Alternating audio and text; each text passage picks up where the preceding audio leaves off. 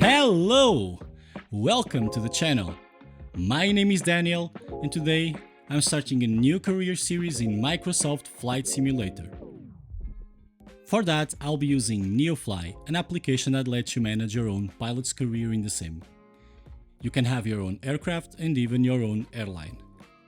And I'll leave the link for the Neofly's website in the description for those who want to check it out. This is what you get when you create a new pilot in Neofly. I'll go with the career mode, this one.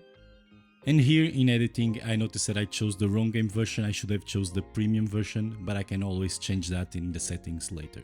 Now this is the exciting part, I get to choose my own aircraft. I'll go with the Cessna 152 by JP Logistics.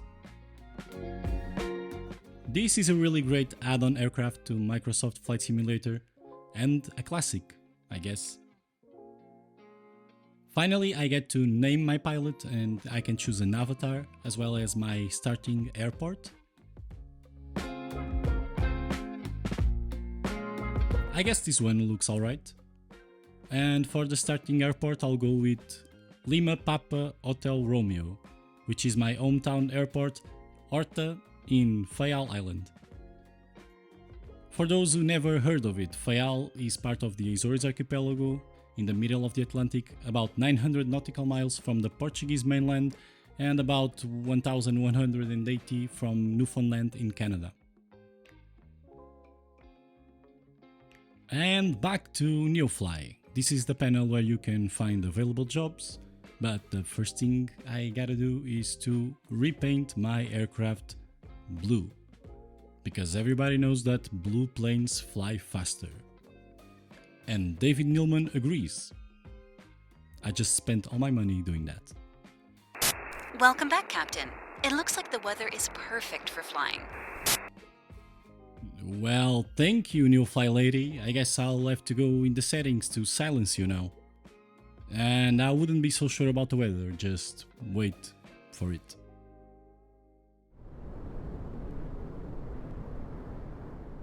Just so you know, the purpose of this video is not to be a Neofly tutorial, but just a quick explanation about what I'm doing. I'm filtering jobs by the maximum weight and passenger capacity that I can carry, and also filtering by distance, so I don't have to fly a long distance on a Cessna 152. And then I can sort the jobs by the reward or payment that I get for each one. And here I can see that I could fly to Lajes in Terceira, which is the first option, or to Graciosa, which comes on second. But I guess I'll go with Graciosa because it's much closer, and that would make a more interesting flight since Lajes is a big airport with ILS and Graciosa doesn't even have instrument approaches with full IMC capabilities. I guess it has a NDB approach, but it's only for visual meteorological conditions. And so, with that accepted, let's fly!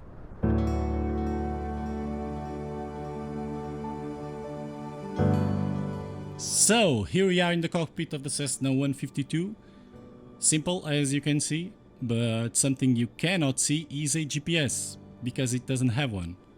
And yes, I intend to fly mostly IFR, so I can only rely on radio navigation. Let's get things started. Battery on.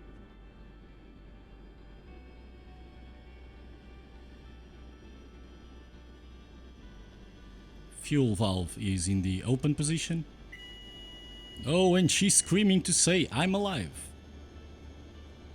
Beacon lights on. Those were the strobes, these are the beacons. I'm getting used to this new button mapping. Mixture is already full rich, throttle open just a bit. And prime the engine 1, 2, and 3 pumps should be enough. And turn the key to start. There we go! And just by muscle memory, I already have the throttle set to 1000 RPM. How convenient is that? Just before we go any further, I would like to give you a briefing about what I have planned for this flight. This is the nerdy part, so I don't mind if you skip forward. So, with that said, we are flying from Horta to Graciosa, which is about 45 miles northeast from here.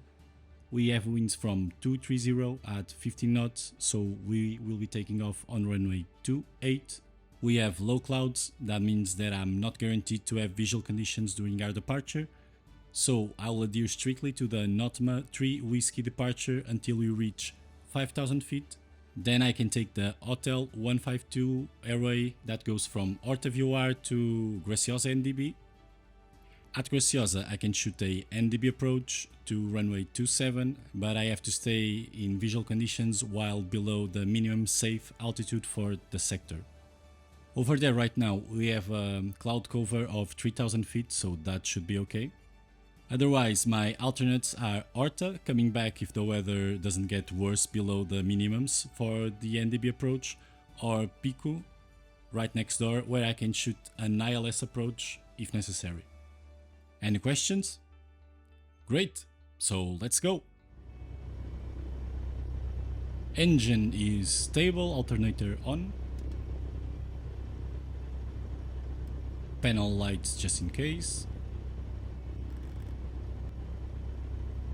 Calibrate my gyro and set the barometric pressure, doing both the lazy way by pressing D and B respectively. Let's set our frequencies for departure. 112.7 is the frequency for the Horta VOR and the Hotel Tango NDB on the ADF.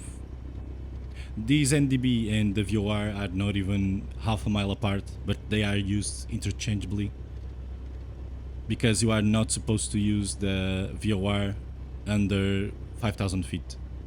This is the autopilot I have installed on this aircraft. Baro reference is correct. Let's set 5,000 feet because that's the minimum altitude, or in this case the minimum flight level we can fly on our airway for today. I'm setting the heading bug for the first track that we are doing after takeoff of 264, and we might need a little correction to the left due to the strong winds from 230. Trim set for takeoff, flaps not required, taxi lights on.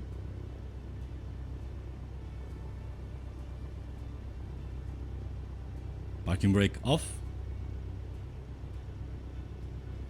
a little bit of throttle,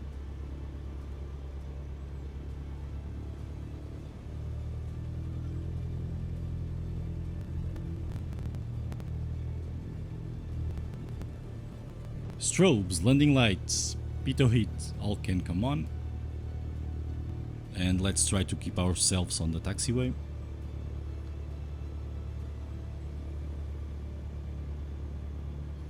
We are entering on Bravo, and there is a left turn to backtrack to runway 28.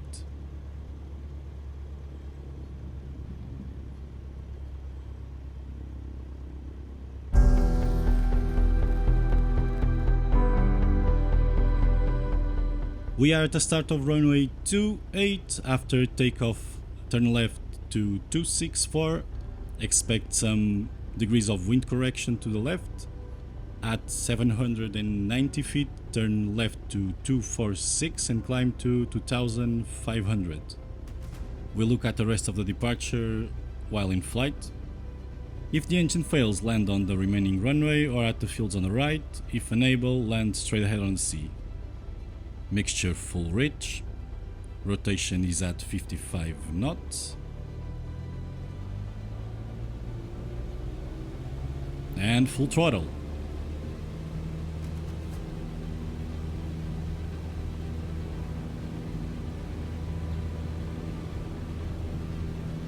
$60, and we are airborne.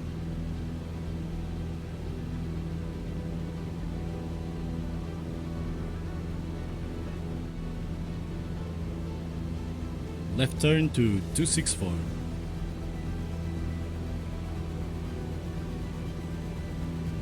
Autopilot can come on now.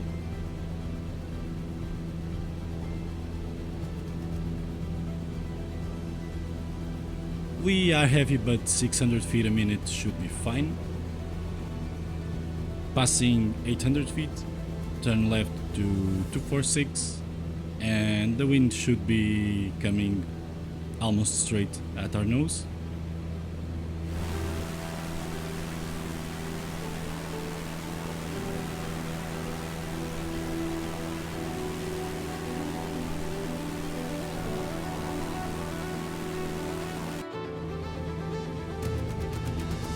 After 2,500 feet, we need to turn left to the 246 radial from the VOR, so the inbound reciprocal is 066. Now we can start a slow turn to intercept the radial.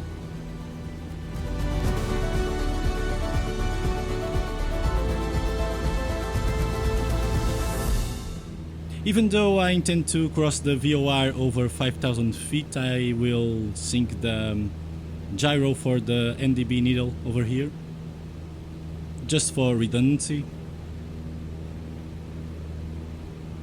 And that has nothing to do with the published rules. We don't care about those over here. Another thing that we don't care, and you probably already noticed, is air traffic control. Sadly, there is no reliable way to fly these flights using an AI ATC, at least yet. So, at least for now, we only fly using our own navigation. Oh, thank you, Autopilot voice. And we try to obey to the published procedures, so we don't crash into terrain and stuff. And maybe I should have been watching my speed instead of talking to you. Let's reduce our vertical speed to 400 so we don't die. Maybe I should lean the mixture a bit so we can squeeze more power out of this lawnmower. Please don't get offended. Everybody loves the Cessna 152. Best performing plane of the century. We are getting close to 5,000 feet. And I see no way out of the clouds yet, so let's see if this bad boy can climb to 6,000 with the current load.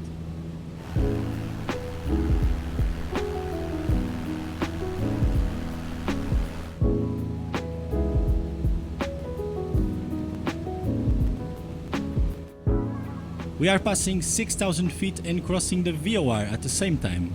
That's perfect for our workload. Just checking, and yeah, we just crossed the VOR. Now to follow the Hotel 152 airway, we need an outbound radial of 048. And we will be on our course to Graciosa. Let's reduce our throttle to something more economical for cruise. And now the tedious job of mixture leaning. We are coming over the radial, autopilot to nav mode.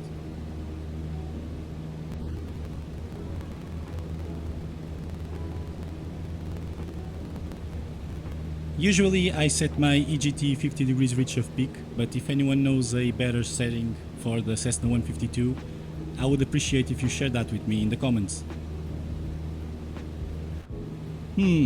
I just realized I forgot to set my altimeter and autopilot barometric pressure to standard.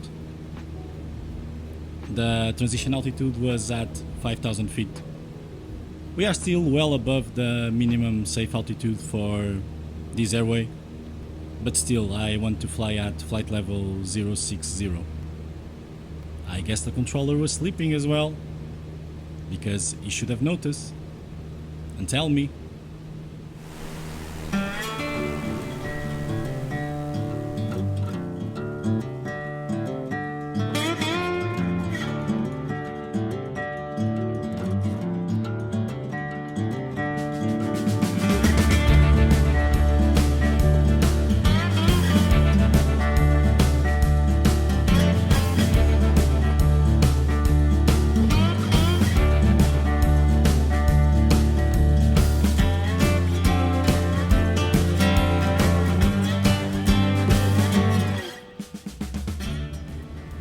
We should be about 15 miles from Graciosa right now, so let's get things ready for our arrival. Putting the frequency for the NDB.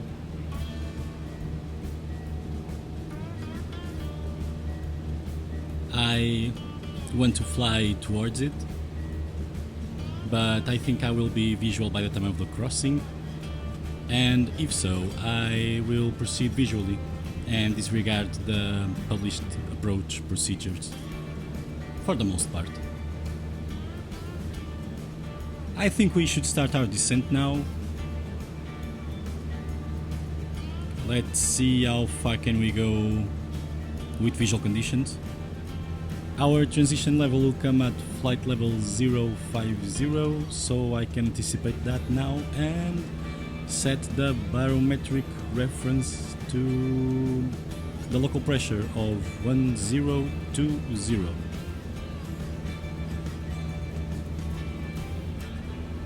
Even though we are in visual conditions right now, I'll try to keep my direct track to the NDB. And as you can see, we have the airfield inside, so I think we'll be visual from now until landing. We are still tuned to the Horta VOR, and Graciosa NDB should be at 44 miles. We can see 44.3 miles and the ADF needle is flipping, so that confirms that we crossed the NDB.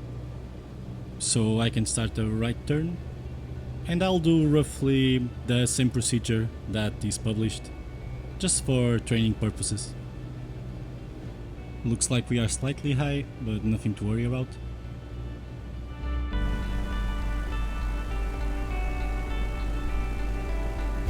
Now that we are coming close to 2000 feet, I'll turn right to track 268, inbound to the NDB and back to the airfield.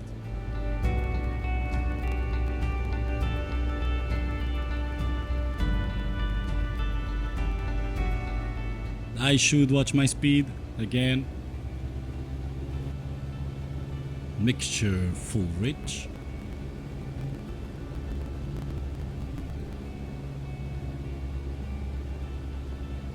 The approach is looking good.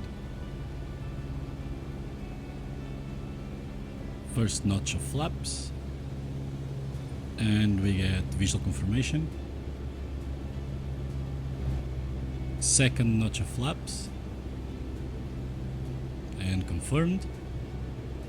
I won't use full flaps since we have plenty of runway and we have 14 knots of wind, which is kinda strong for a 152. Now that the autopilot made all the trimming work for me, I can turn it off. You have to be clever about the tools you have.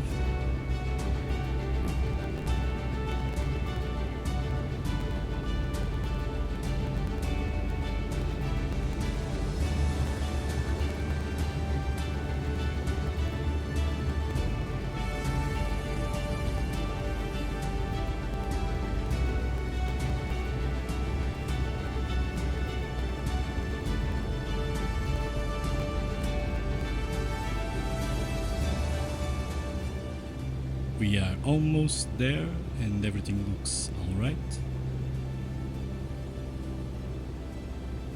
Oh, I definitely feel the gusts as we get over the island.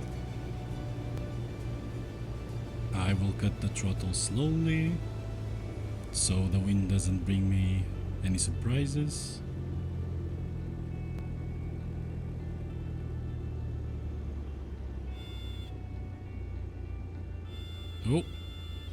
Oh, there you go. And that was actually smooth. A first one for me. Oh, and let's try to keep ourselves out of the grass. And yeah, I probably should have gone to the end of the runway and turned back. Actually, I'm not sure if in Graciosa you can simply turn on the runway or if you have to use like the turning base. I'll happily ignore the ground workers. I'm not sure if that one was a marshaller, but I don't care. I'll taxi over here. I guess I can park on this spot, if no one minds.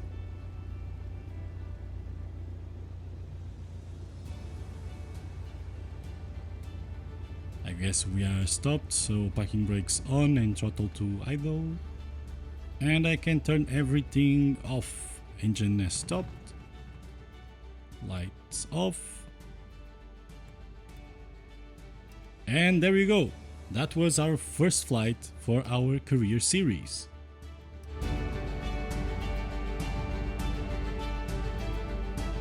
I really hope you have enjoyed this video and the content format, and if you did, I encourage you to subscribe to the channel.